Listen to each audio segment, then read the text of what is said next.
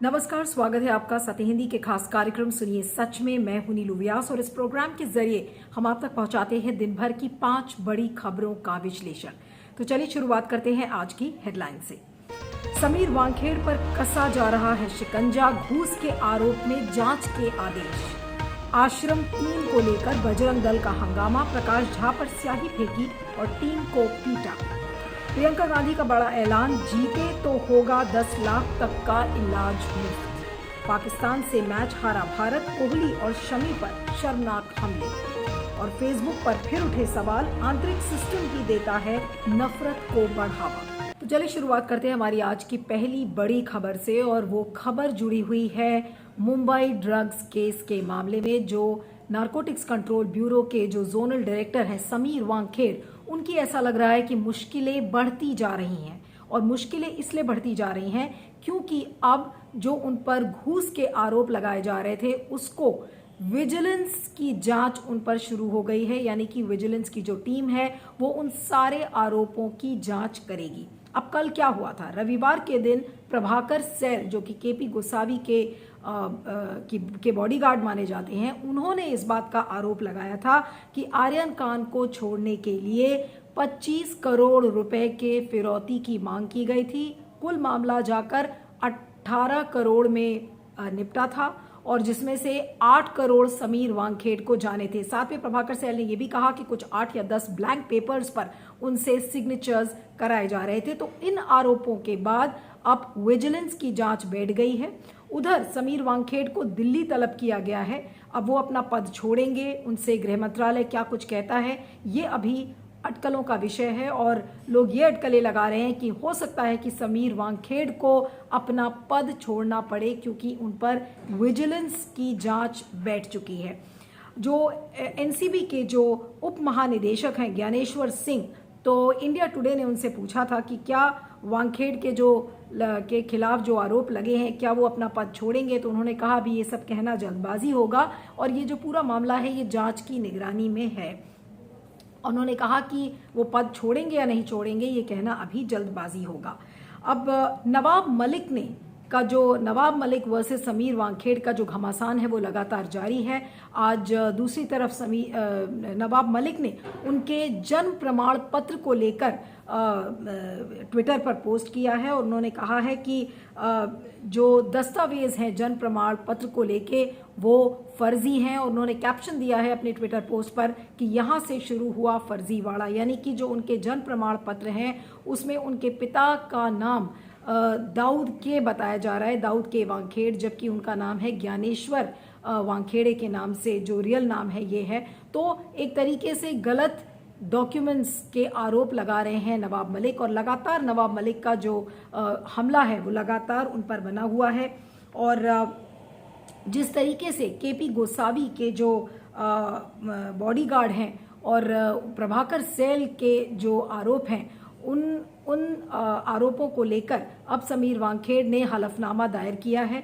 जो पहला हलफनामा है उनका ये कहना है कि ये जो सारे आरोप उन पर लगाए जा रहे हैं ये बेबुनियाद हैं, उनकी पर्सनल लाइफ को खींचा जा रहा है। और दूसरा हलफनामा है जहां पर वो ये कह रहे हैं कि इस जांच को रोकने की कोशिश की जा रही है, उसको भटकाया जा रहा है। ये तमाम आरोप अपने हलफनामों में समीर वानखेड़ ने कहा है। अब ये जो शिकंजा है ये कसता चला जा रहा है, लेकिन अगर आपको ध्यान हो तो अभी सुप्रीम कोर्ट ने और दिल्ली हाई कोर्ट में क्या कहा था, जो पुलिस फोर्सेस हैं या जो जांच एजेंसीज हैं उनको प्रोफेशनल तरीके से काम करना चाहिए। वो अगर किसी पॉलिटिकल पार्टी की या फिर किसी भी सरकार की अगर स्पोक्स पर्सन बन जाती हैं, माउथ पीस बन जाती हैं, तो उनका जीना मुश्किल हो जाता है। इस टिप्पणी को याद करिए और उसको जक्सटापोज करिए समीर वानखेड़ के साथ। समीर वानखेड़ बार बार ये कहा जाता है कि वो केंद्र सरकार का एक तोता है, उन पर बार बार इस बात के आरोप लगाए जाते हैं और जिस तरीके के आरोप उन पर लगे हैं वो एक बार फिर से जो स्वायत्तता है एनसीबी की, नारकोटिक्स कंट्रोल ब्यूरो की, जिस तरीके से उनके जो अफसर हैं वो काम करते हैं केंद्र सरकार के निर्देशन पर कथित रूप से, ये सारे जो आरोप लगे हैं ये एक बार फिर से सब्सटैंशिएट होते हैं। लेकिन क्या नारकोटिक्स कंट्रोल ब्यूरो इम्पार्शियल तरीके से नहीं काम कर सकता? ये पहला बड़ा सवाल है। दूसरा बड़ा सवाल ये है कि किस तरीके से एक्सटॉर्शन का मामला और जो एक political nexus between the central agencies, वो सामने आता है कि जो बॉलीवुड की जो इंडस्ट्री है वो कितनी वल्नरेबल है, कितनी आसानी से उनको शिकार बनाया जा सकता है। क्योंकि यहाँ पे बार बार लोग कह रहे हैं कि आर्यन खान को गिरफ्तार करने के पीछे शाहरुख खान से बदला लेने की कोशिश की जा रही है। शाहरुख खान को घेरने के लिए उनके बेटे को गिरफ्तार किया गया है और जो 25 करोड़ रुपए के आरोप लग रहे हैं कि फिरौती की मांग की गई थी, तो 25 करोड़ रुपए शायद शाहरुख खान नहीं दे पाए कथित रूप से, इसीलिए उनके बेटे को गिरफ्तार कर लिया गया। क्योंकि जिस तरीके से प्रभाकर सेल ने जो आरोप लगाए हैं, एक वीडियो भी जारी हुआ है जिसमें केपी गोसावी ने दिखाया है कि आर्यन खान फोन पर बात कर रहे हैं। हालांकि केपी गोसावी ने उसका खंडन किया है और उन्होंने कहा है कि आर्यन खान चाहते थे कि अपने पेरेंट्स से बात करें, तो वो इस चीज को लेकर वीडियो है। इन तमाम चीजों को लेकर जांच शुरू होगी, लेकिन बड़ा सवाल यह है कि क्या नैतिकता के आधार पर समीर वांगखेड़ अपना पद छोड़ेंगे? क्या केंद्र सरकार उनसे कहेगा कि आप जब तक जांच चल रही है आप तब तक इस्तीफा अपना दे दीजिए और हम इस चीज को लंबित रखेंगे? ये सारे बड़े सवाल हैं। लेकिन जो एक अंडरबेली है, जो एक्सटॉर्शन की किस तरीके से बॉलीवुड में एग्जिस्ट करती है, बॉलीवुड में एक्सटॉर्शन यानी कि जो पैसे की मांग को लेकर किसी भी चीज को मोहरा बनाया जा सकता है। यहाँ पर शाहरुख खान और आर्यन खान को मोहरा बनाया गया है और फिरौती की मांग की गई है। फिरौती में पहले अंडरवर्ल्ड डॉन्स दिखाई देते थे, अब अंडरवर्ल्ड डॉन की जगह यहाँ पर केंद्रीय जांच एजेंसी इस काम को कर रही है। तो जो संजय राउत ने कहा, तो वो क्या गलत कहा कि ऐसा लग रहा है कि केंद्रीय जांच एजेंसीज ही अब एक्सटॉर्शनिस्ट बन चुकी हैं और इस बात को लेकर बार बार नवाब मलिक कह रहे हैं। तो क्यों ऐसा हो रहा है? एनसीबी किसके कहने पर ये काम कर रहा है? क्या शाहरुख खान को फंसाने के लिए ये सारे काम किए जा रहे थे?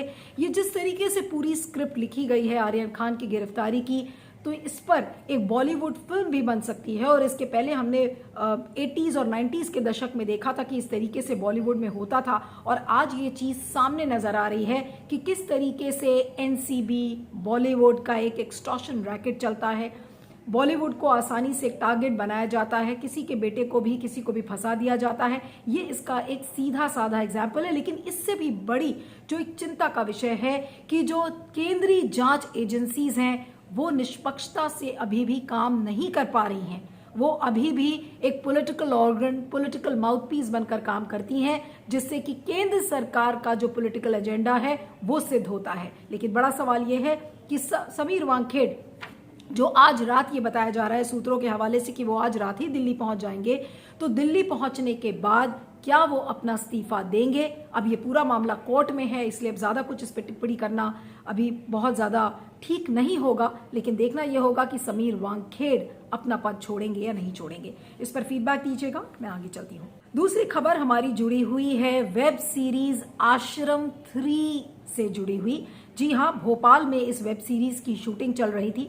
प्रकाश झा इसके डायरेक्टर हैं। बॉबी देओल ने एक इसमें इम्पॉर्टेंट किरदार निभाया है। और अगर आपको याद हो और अगर आपने देखा हो तो आश्रम की पहले वेब सीरीज 1 और 2 बन चुकी है और ये थर्ड सीरीज, जो तीसरी श्रृंखला है, उसकी शूटिंग भोपाल में चल रही थी।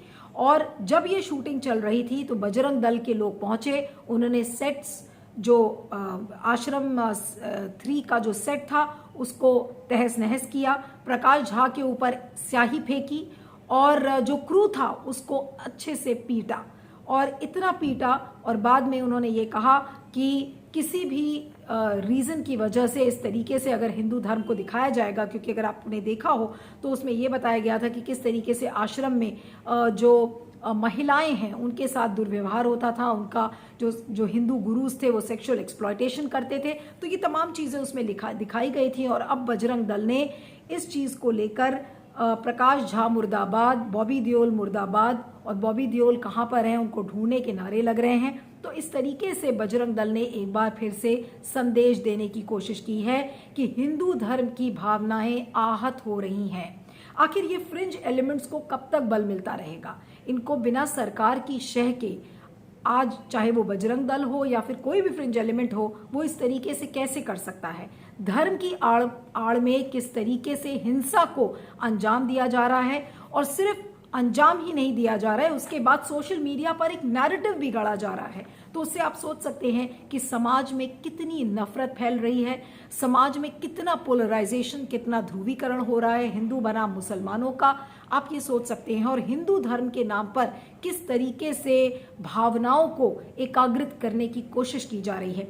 अब अगर आपको ध्यान हो तो कर्णी सेना नाम का जो फ्रिंज एलिमेंट है, उसने 2017 में जब पद्मावत फिल्म की शूटिंग चल रही थी तो उससे भी उनको प्रॉब्लम हो गई थी, जिसके चलते उन्होंने पद्मावती फिल्म का नाम पद्मावत करवाया, उसमें चेंजेस करवाए। और यहाँ पर जो प्रकाश झा की जो ये वेब सीरीज है आश्रम 3, उससे बजरंग दल का ये कहना है कि उससे टाइटल से उनको प्रॉब्लम है, और जब तक वो टाइटल नहीं चेंज करेंगे तो प्रकाश झा को नहीं बख्शेंगे, उनको फिल्म की शूटिंग नहीं अलाउ करेंगे। बताया ये जा रहा है कि अभी तक प्रकाश झा के क्रू से या उन्होंने खुद भी कोई कंप्लेंट नहीं किया है, वो इस बात को लेकर मान गए हैं कि ठीक है वो टाइटल चेंज कर देंगे। लेकिन यहाँ सवाल टाइटल चेंज करने का नहीं है, सवाल ये उठता है कि धर्म के नाम पर आप एक क्रिएटिविटी का हनन किस तरीके से करते हैं, फ्रीडम ऑफ एक्सप्रेशन का हनन किस तरीके से करते हैं, वो भी धर्म के आड़ में। अभी अगर हाल में आपने देखा हो तो तांडव जो वेब सीरीज आई थी, तो तांडव जो फिल्म बनी उसमें जो सैफ अली खान की, उसमें भी इस तरीके का शोर मचा और कहा कि देखिए हिंदू धर्म की जो भावनाएं हैं वो आहत हो रही हैं। तो जो हिंदू धर्म की जो भावनाएं आहत हो रही हैं और जो लोग इस तरीके की हिंसा को अंजाम दे रहे हैं, वो हिंदू मेजॉरिटेरियन एजेंडा को अंजाम दे रहे हैं। और कहीं ना कहीं इन चीज़ों से संविधान में जो लिखी हुई धर्मनिरपेक्षता है उसका कहीं ना कहीं गला घोटने की कोशिश की जा रही है। और ये सारा कुछ हो रहा है धर्म के नाम पर। धर्म के नाम पर आप हिंसा को अंजाम देते हैं, धर्म के नाम पर आप फ्रीडम ऑफ एक्सप्रेशन को खत्म करते हैं, अभिव्यक्ति की आज़ादी को खत्म करते हैं। तो ये सारी चीज़ें हैं, इससे क्रिएटिविटी का क्या होगा। संविधान को आप दरकिनारे करके और धर्म के नाम पर इन सारी चीज़ों को आप अंजाम दे रहे हैं, तो आप सोच सकते हैं कि देश किस ओर जा रहा है, कितनी नफरत में बस रहा है हमारा देश, कितनी नफरत से विभाजित हो रहा है हमारा समाज। ये इसका जीता जागता एग्जाम्पल है। अब वेब सीरीज आश्रम 3 का टाइटल अगर प्रकाश झा चेंज कर देंगे तो टाइटल चेंज करने के बाद उसकी क्या थीम बदल जाएगी? क्या आप जो असलियत है उसमें आप चीज़ों को नहीं दिखाएंगे? कुछ लोगों ने ट्विटर पर यह भी लिखा है कि अगर चर्चेज और मदरसा में ऐसा होता है तो लोग नहीं लिखते। वाकई में उस पर भी नॉवेल्स लिखी गई हैं। चर्चेज में किस तरीके से नन्स का शोषण होता है, मदरसों में किस तरीके से सेम सेक्स के जो एक्सप्लॉयटेशंस हैं वो सामने आते हैं, उसके बारे में भी बहुत सारे लोगों ने लिखा है, उन पर नॉवेल्स बनी हैं। लेकिन जब हिंदू धर्म की बात आती है तो उसको बढ़ा चढ़ाकर और बड़े तरीके से उसको पेश करने की कोशिश की जाती है, क्योंकि उससे क्या होता है, उससे हिंदू मेजॉरिटेरियन एजेंडा सिद्ध होता है, जो कि केंद्र सरकार को, बीजेपी जैसी पार्टीज हैं उनका भी मतलब उससे सिद्ध होता है। तो इस पर सब मौन व्रत धारण कर लेते हैं। और भोपाल जैसी जगह में, मध्य प्रदेश जैसी जगह में जो कानून व्यवस्था है उस पर कितने बड़े यहाँ पर सवाल खड़े हो रहे हैं। और सवाल ये भी उठता है कि लोग इसीलिए कहते हैं कि मुंबई में ही सुरक्षित ऐसा लगता है बॉलीवुड है, और लोग भोपाल में या कहीं और जाकर फिल्में आसानी से नहीं बना सकते हैं, क्योंकि इस तरीके की कानून व्यवस्था पैदा हो जाएगी। अगर आप राजस्थान को देख लीजिए, वहाँ पर ये प्रॉब्लम हो गई थी पद्मावत को लेकर। आज वेब सीरीज जो आश्रम है उसको लेकर प्रॉब्लम हुई है भोपाल में। तो आखिर बॉलीवुड कहाँ पर सुरक्षित है, कहाँ पर आसानी से फिल्में शूट हो सकती हैं ताकि उनके स्टार्स को, उनके क्रू, उनके एक्टर्स को इस तरीके का व्यवहार न झेलना पड़े? ये सारे बड़े सवाल इस समय समाज के ऊपर हैं। और एक ऐसे अस्थिर समाज में आप देश का विकास कैसे करेंगे, सबसे बड़ी बात ये भी है। इस पर फीडबैक दीजिएगा, मैं आगे चलती हूँ। अब बात करते हैं यूपी के चुनाव से जुड़ी हुई, जहां पर प्रियंका गांधी ताबड़तोड़ ऐलान एक के बाद एक करती चली जा रही हैं। अभी आपने देखा था अपनी प्रतिज्ञा यात्रा में उन्होंने 7 संकल्प लिए थे, जिसमें कि तमाम तरीके की घोषणाएं थी कि स्मार्टफोन्स दिया जाएगा, लड़कियों को स्कूटी दी जाएगी, 40% महिलाओं को टिकट दिया जाएगा, इसके अलावा 20 लाख लोगों को रोजगार देने की बात थी। गेहूं और धान की जो खरीद है 2500 रुपये प्रति क्विंटल होगी, और जो कोविड से जूझ रहे परिवारों को 25,000 रुपये की मुआवजा दिया जाएगा। तो इन तमाम तरीके की कर्ज माफ़ी की बात की गई थी, बिजली बिल को आधा कर दिया जाएगा, ये तमाम ऐलान किए थे। और लगता है एक के बाद एक ऐलान वो करती जा रही हैं। और जो नया ऐलान है, उन्होंने ये कहा है कि जो उनकी मैनिफेस्टो कमेटी है उसकी रजामंदगी से अब उन्होंने आज ये ऐलान किया है कि अगर यूपी में कांग्रेस की सरकार बनती है तो किसी भी बीमारी का 10 लाख तक का मुफ्त इलाज किया जाएगा। और उन्होंने साथ में ये भी लिखा है कि आपने कोविड के दौरान देखा कि यूपी में जो स्वास्थ्य सेवाएं हैं वो कितनी जर्जर हो चुकी हैं, और इसी को देखते हुए उन्होंने ये बड़ा ऐलान किया है। तो ये बात उन्होंने सही लिखी है कि यूपी में जो स्वास्थ्य की सेवाएं हैं वो बिल्कुल जर्जर हैं। उन्होंने ये भी सही लिखा है कि मुफ्त इलाज 10 लाख रुपए का अगर वो करने का वायदा करती हैं तो ये एक बड़ा वायदा है। क्या लोग उस वायदे के झांसे में आएंगे? तो कहीं ना कहीं प्रियंका गांधी सही नैरेटिव को गढ़ने की कोशिश कर रही हैं, न्यूज़ में बने रहने की कोशिश कर रही हैं, लेकिन बड़ा सवाल अभी भी ये है कि चाहे वो मैनिफेस्टो कमेटी की रजामंदगी हो, चाहे फिर जो प्रलोभन देने की बात हो, चाहे वो स्मार्टफोन से, चाहे स्कूटी से, चाहे किसानों को प्रलोभन दे रही हो, हर तबके को वो रीच आउट करने की कोशिश कर रही हैं। लेकिन बड़ा सवाल ये है कि क्या मतदाता जब पोलिंग बूथ पर जाएगा तो वो क्या कांग्रेस के नाम पर वोट करेगा? पोलिंग बूथ पर वोटर्स को मोबिलाइज कैसे करेंगी प्रियंका गांधी? ये सबसे बड़ी चुनौती पार्टी के लिए है। घोषणा और ऐलान करने से आप सही नैरेटिव गढ़ सकते हैं, जैसे कि तेजस्वी यादव ने भी बिहार के चुनाव के दौरान सही नैरेटिव गढ़ा। उन्होंने रोटी, कपड़ा और मकान की बात की और उन्होंने कहा कि रोटी और रोजगार की समय जरूरत है। सही नैरेटिव उन्होंने गढ़ा, लेकिन अंत में क्या हुआ? सरकार बीजेपी की ही बनी। बाद में भले उन्होंने कहा हो कि देखिए उनके साथ फर्जीवाड़ा किया गया और ये तमाम तरीके के आरोप लगाए गए। तो वही चुनौती प्रियंका गांधी और कांग्रेस के सामने है। कांग्रेस की अभी इस समय यूपी में कोई खासा प्रेजेंस नहीं है। जिस तरीके का नैरेटिव कांग्रेस गढ़ने की कोशिश कर रही है, तो कहा जा रहा है कि उनके पास कुछ खोने के लिए नहीं है, इसलिए बड़े बड़े ऐलान और बड़े बड़े चुनावी वादे किए जा रहे हैं। लेकिन सवाल ये उठता है कि नैरेटिव गढ़ने के बाद आप वोटर को पोलिंग बूथ तक कैसे मोबिलाइज करेंगे?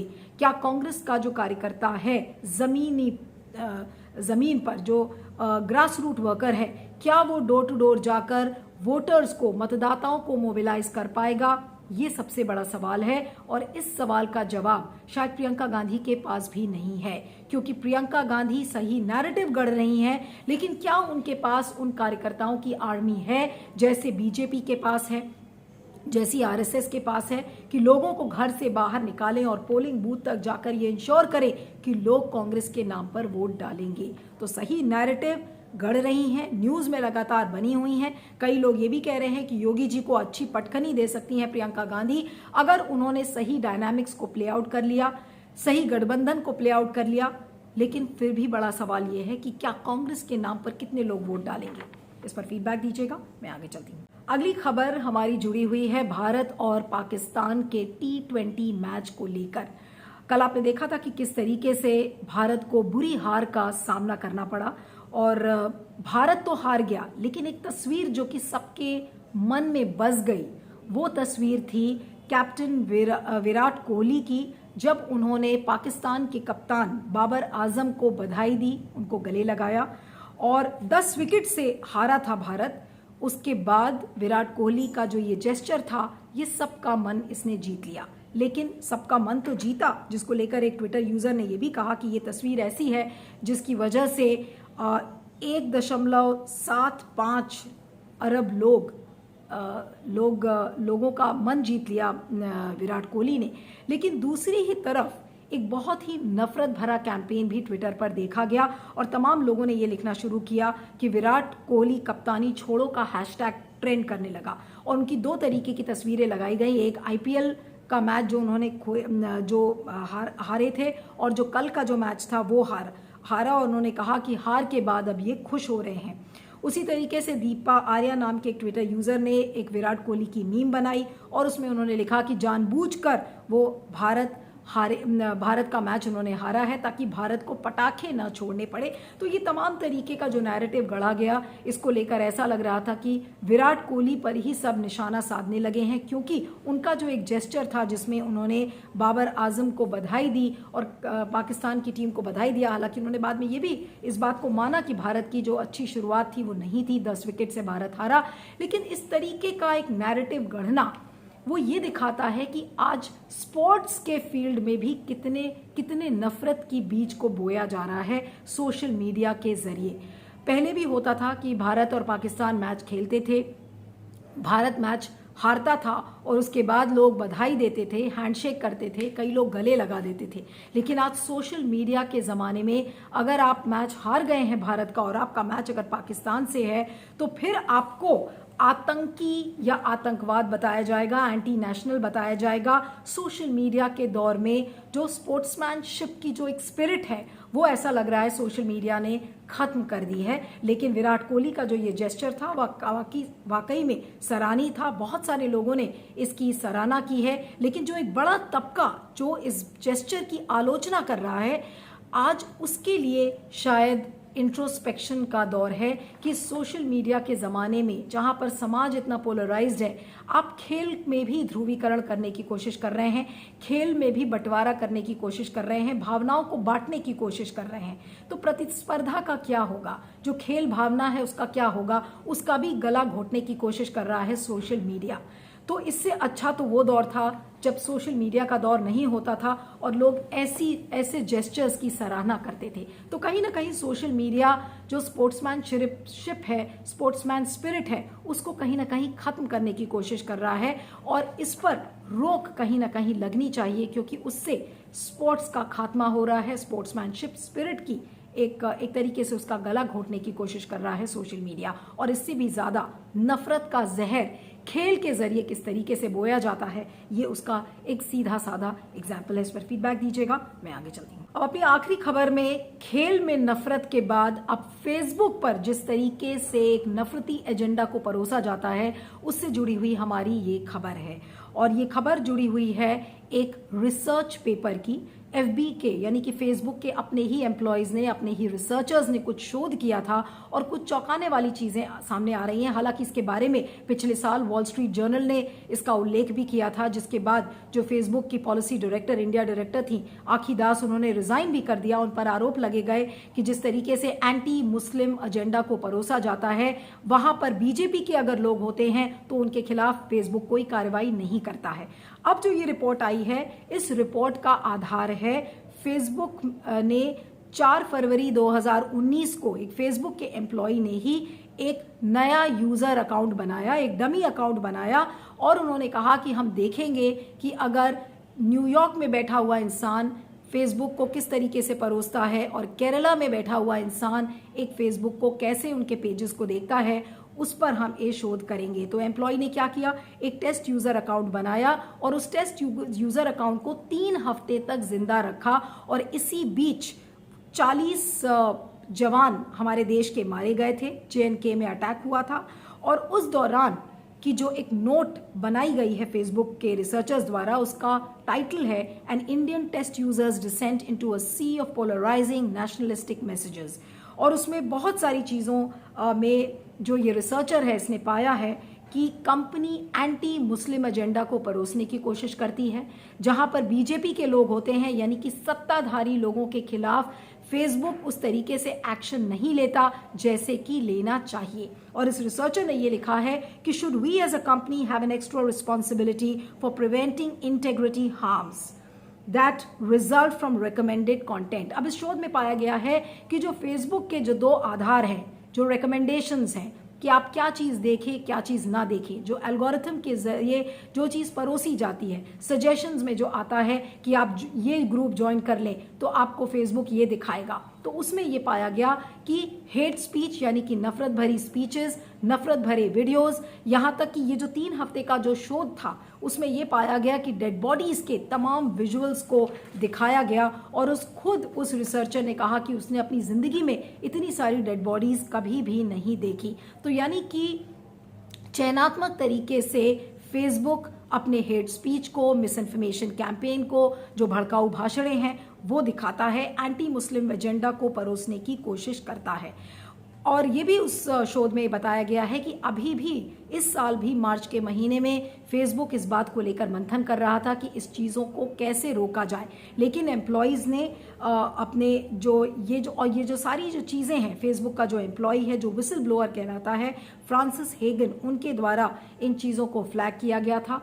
और इसमें जो सिक्योरिटीज़ और एक्सचेंज कमीशन में इन चीज़ों पर टेस्टिफाई किया है फ्रांसिस हेगन के लॉयर ने, और इसको लेकर अब इस चीज़ के और पुख्ता सबूत मिल गए हैं कि किस तरीके से फेसबुक भड़काऊ भाषण को और नफरत भरे मुस्लिम एजेंडा को, एंटी मुस्लिम एजेंडा को परोसने की कोशिश करता है।